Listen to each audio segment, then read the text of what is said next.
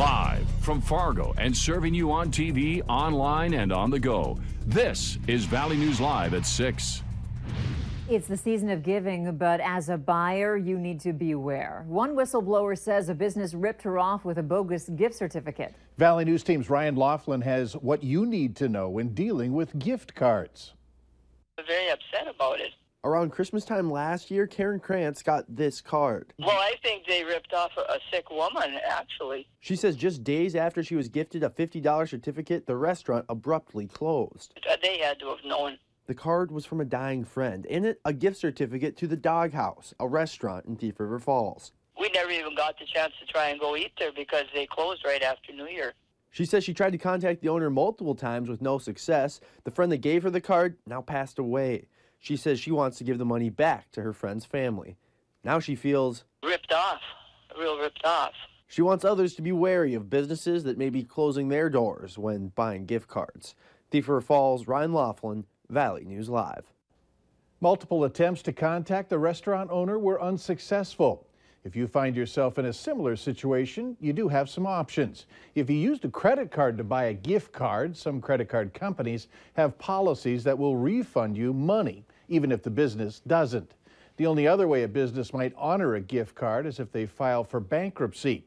According to MarketWatch, there are around $1 billion worth of unused gift cards every year.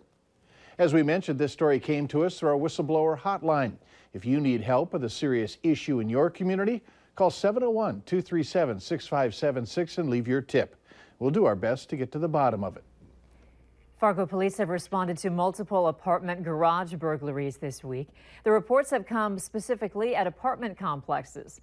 Officers are working with local property management companies to educate them on how to harden the security of keyless entry pads.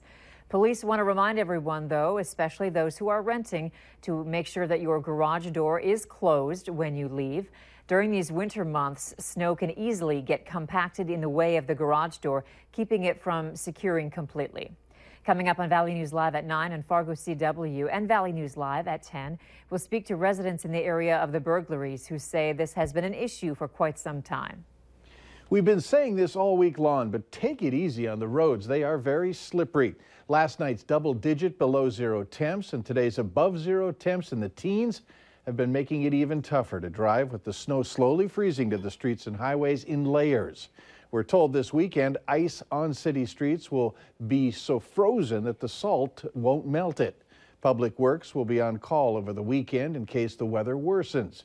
Speaking of that, for those of you with holiday travel plans, let's check in with Justin to see if we'll be getting any relief from the snow tonight. Justin? And thank you, Mike and Andrea. Good evening, everybody. The good news is that the snow has mainly dissipated. We're just seeing some snow showers just off to in our southern counties in South Dakota. And we just saw a snow shower move through the Grand Forks area. It's made its way off to the south, but everybody else just seeing mostly cloudy skies this evening. Temperatures seasonably cold at 13 right now in Fargo, 11 Jamestown, and 12 at Devil's Lake and at Bemidji. But the wind making it even feel worse, 5 to 15 miles per hour from the northwest. Now, as we go through this evening, we'll keep mainly cloudy skies. Temperatures falling into the lower teens. The wind will subside as we go through the evening hours and will become light. Now, we're going to have a cool weekend. It's going to be very cold as we go through next week. We'll give you the numbers in the 7-day forecast that's coming up later in the newscast. All right, thanks, Justin. And make sure you have the Valley News Live Storm Team weather app so you can keep up with the weather anytime, anywhere. You'll get the latest forecasts and conditions so you can plan your day. Just search VNL Weather in the App Store and download it for free. A warning tonight for drivers to be careful around snowplows after several crashes this week. On Wednesday, troopers responded to 3 crashes involving snowplows on Highway 2.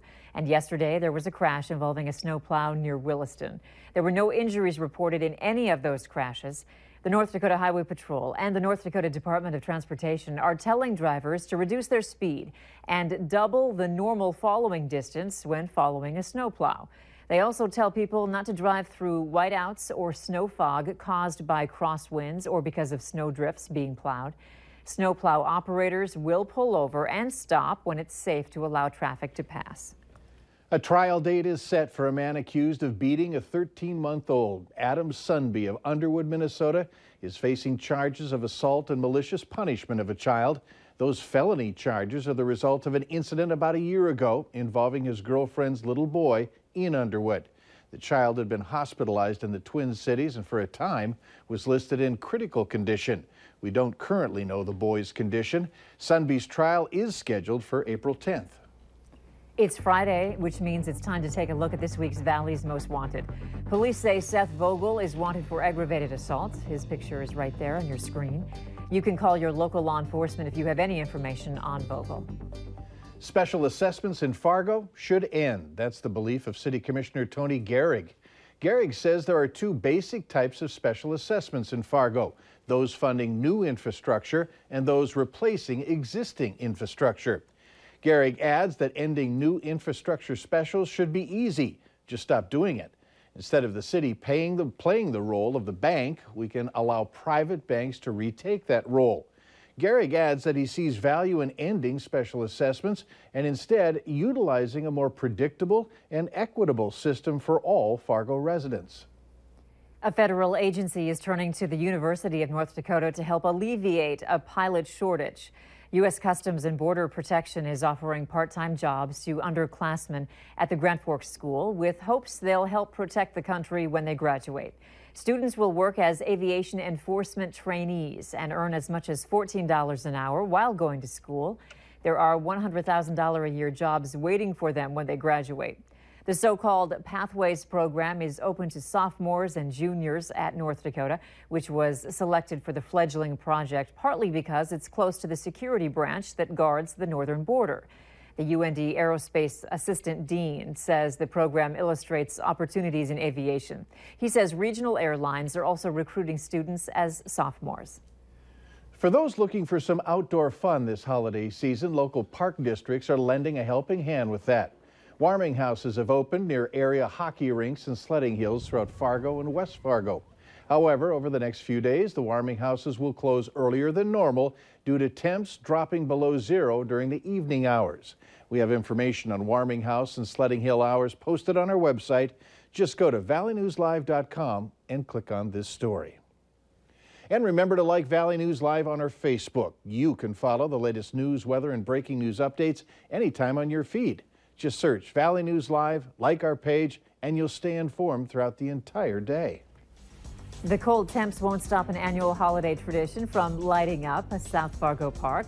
Later on Valley News Live at 6, details on this year's holiday lights in Lindenwood.